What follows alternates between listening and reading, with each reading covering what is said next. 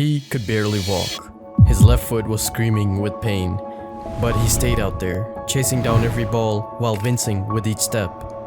The crowd wasn't simply watching a tennis match at that moment. They were holding their breath, caught between admiration and disbelief.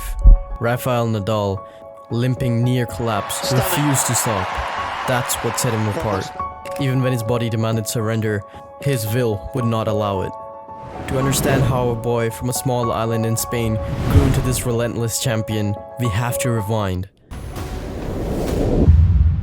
Nadal came from a tight, hard-working family in Mallorca. He wasn't destined for fame automatically. His discipline was shaped step by step, with family guidance that taught humility and resilience before the spotlight ever came to him.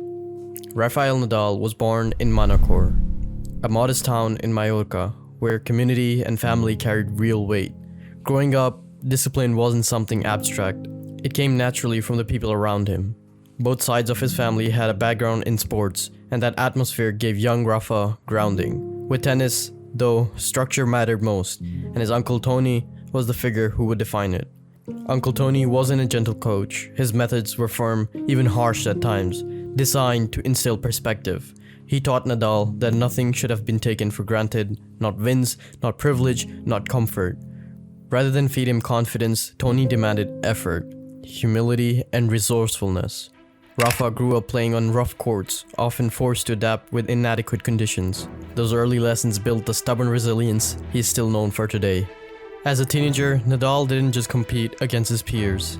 He took the fight to older, established players who had far more experience.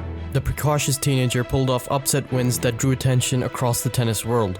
Suddenly, there was a left-handed Spaniard with a heavy topspin forehand and an intensity on court that felt different. He burst through on the world stage with his significant victories, and what stood out wasn't just talent but fight. You could see the energy, the fist pumps, the grit in every rally. Off court, he was reserved, almost shy. Yet the moment he stepped into competition, he transformed into a warrior.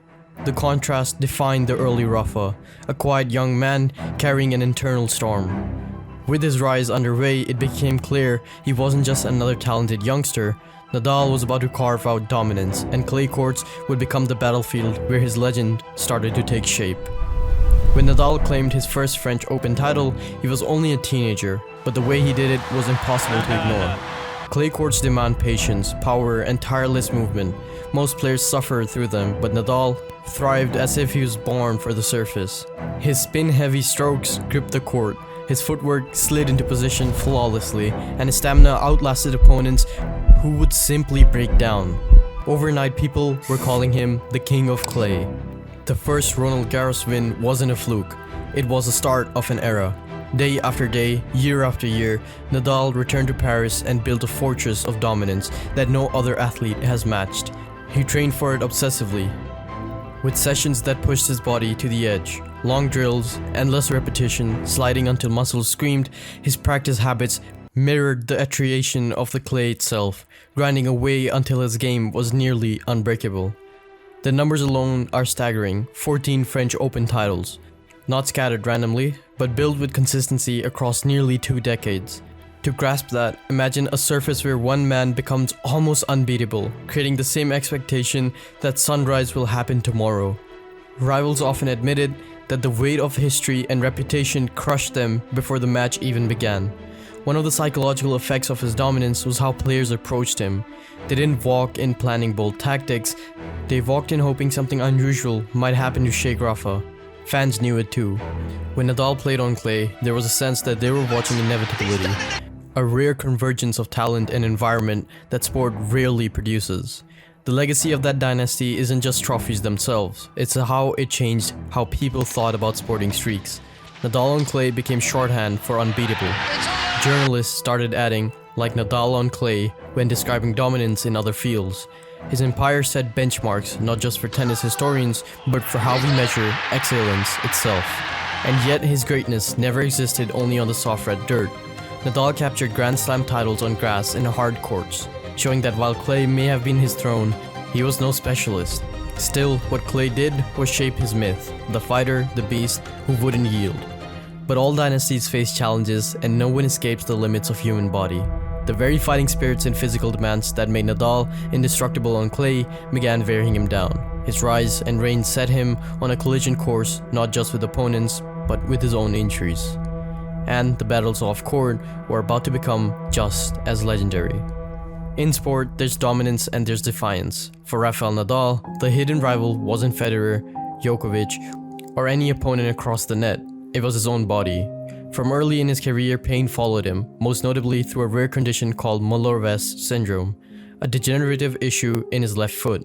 The irony is brutal. The same legs that carried him across clay, like the force of nature, were also the source of his greatest limitation. The condition never fully went away, and with it came recurring injuries, knees screaming after long clay sessions, occasional wrist concerns, the wear and tear of years, leaning on physical effort. Fans sometimes saw the version of Nadal who moved with unstoppable ferocity, sliding into every ball, chasing lost causes. Other times, they've watched him grimace, slowed by the invisible weight of discomfort.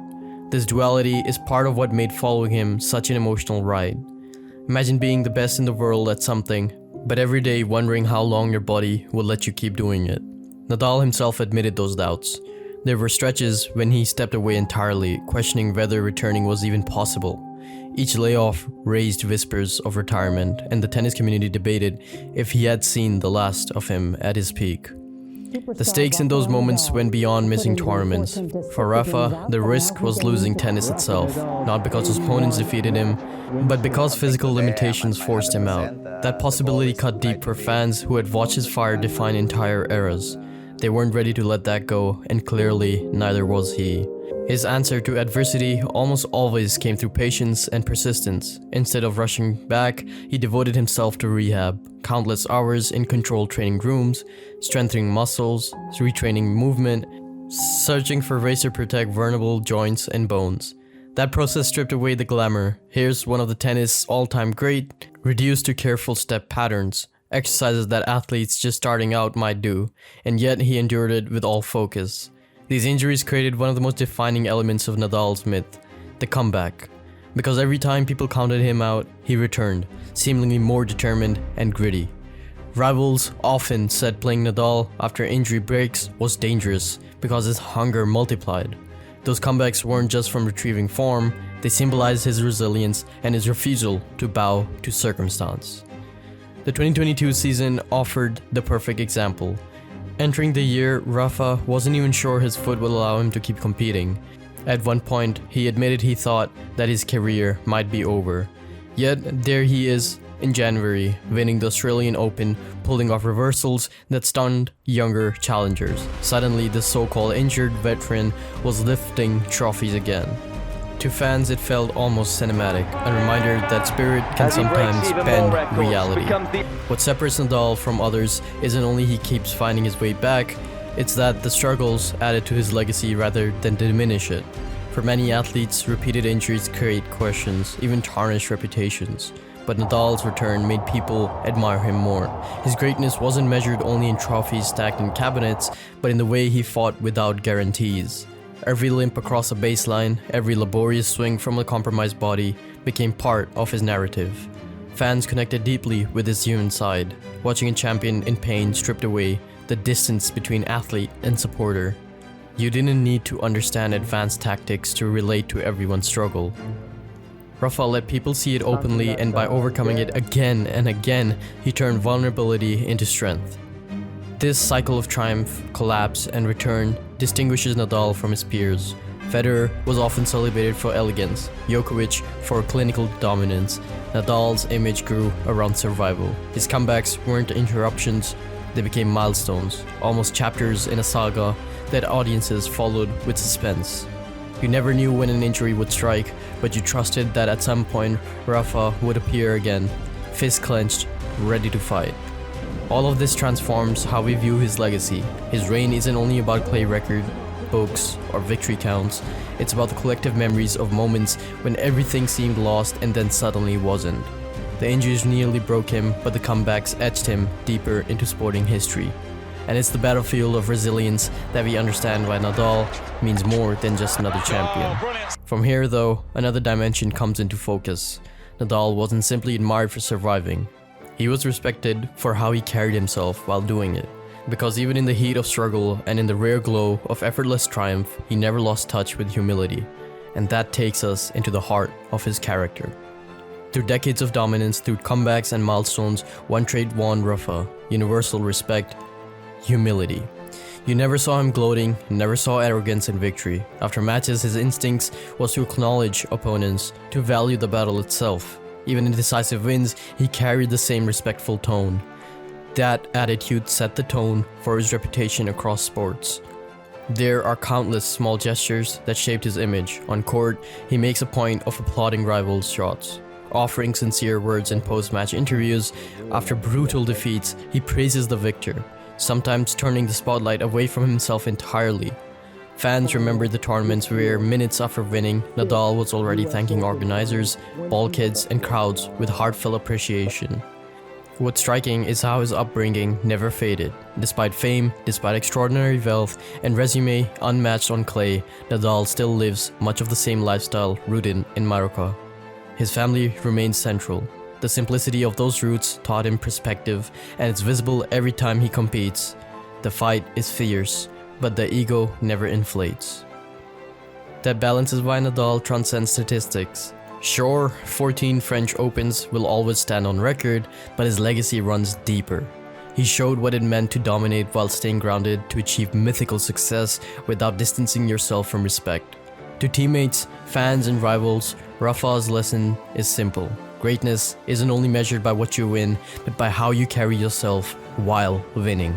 And that, more than numbers or streaks, defines his story. Nadal became a legend not just because of his body or his shots, but because resilience and humility fused into a way of competing, all his own.